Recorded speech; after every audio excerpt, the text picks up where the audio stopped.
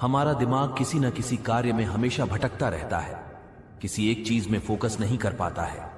आखिर ऐसा क्यों होता है और क्या अपनी सोच को नियंत्रित करने से हमारा मन और हमारा मस्तिष्क नियंत्रित किया जा सकता है? आखिर क्या कहते हैं महादेव इस बारे में? महादेव कहते हैं मनुष्य को अपनी सोच को स्थिर करना जरूरी होता है, क्योंकि महादेव के अनुसार जिस व्यक्ति की सोच और बुद्धि स्थिर होती है वह बिल्कुल समुद्र की तरह होता है, विशाल अदा और शांत। वही जिस व्यक्ति की बुद्धि स्थिर नहीं रहती वह बिल्कुल नदी के समान है। जिस प्रकार नदी में थोड़ा सा जल ज्यादा हो जाने पर वह अपनी मर्यादाओं को तोड़कर आसपास के क्षेत्र में तबाही मचा देती है और पूरे शहर को जलमग्न कर देती है।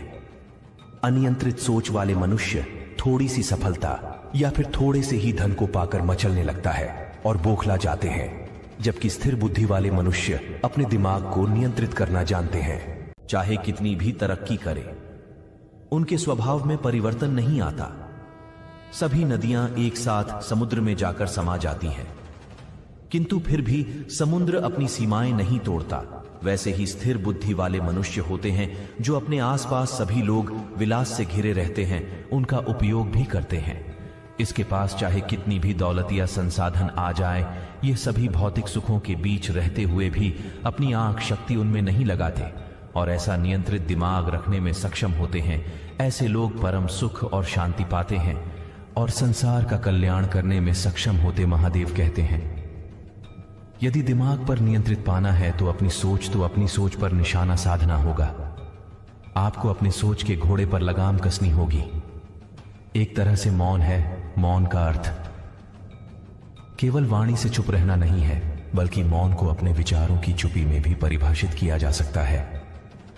यह हमारी सोच ही है जो हमारे दिमाग को चारों तरफ भटकाती है। हम सदैव किसी न किसी विषय के बारे में सोचते रहते हैं और हमारी यही सोच हमारे पतन का कारण बनती है।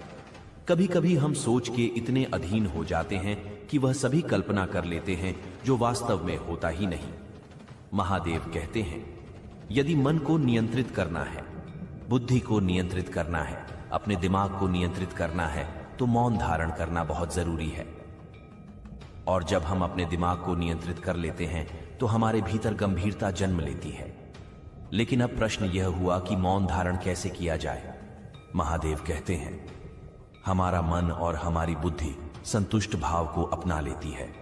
जो भी हमारे पास उपलब्ध होता है उसी में संतुष्ट रहना सीख जाते हैं और हमने अपने जीवन में जो कुछ पाया है उसके लिए ईश्वर को धन्यवाद देना सीख जाते हैं, तो हम स्वयं से संतुष्ट हो जाते हैं। इसीलिए महादेव कहते हैं आप धन्यवाद करना सीखिए। आप ईश्वर को धन्यवाद कीजिए क्योंकि उन्होंने आपको जीवन दिया है। ईश्वर को धन्यवाद दीजिए क्योंकि आपकी आधारभूत जरूरत रोटी, कपड़ा और मकान ईश्वर ने आपको उपलब्ध कराई है।